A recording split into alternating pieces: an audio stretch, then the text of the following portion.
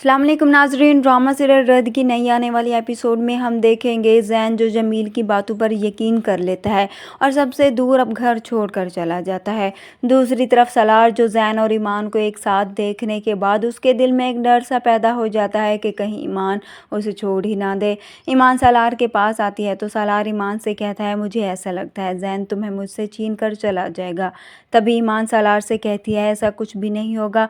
ईमान सलार का हाथ पकड़ती है, उसे यकीन दिलाती है कि वो उसके साथ है और उसी से ही मोहब्बत करती है, मगर फिर भी सलार की बेचैनी ख़त्म नहीं होती।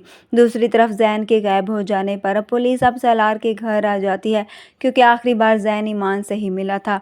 इसलिए पुलिस सलार और ईमान को इन्वेस्टिगेट करने के लिए पुलिस स्टेशन बुलाती है। अब सलार ईमान को देखता है, उसे कहता है, तुम ज़ैन के लिए परेशान हो? तो ईमान उसे कहती है, बानो आपा ने फ़ोन किया था इसलिए मैं आपसे पूछ रही थी।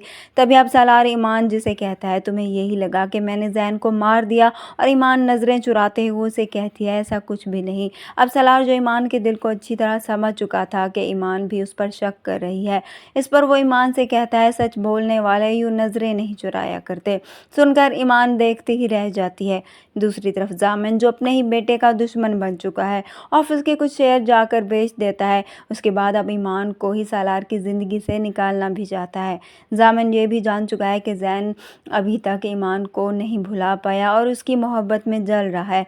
इसलिए अब जामिन ज़ैन को फ़ोन करता है, उसे बुलाता है और कहता है, जिस तरह सलार तुम्हारा दुश्मन है वैसे ही वो मेरा भी दुश्मन है, इसलिए हम दोनों मिलकर ही ईमान को सलार की ज़िंदगी से निकाल देते हैं।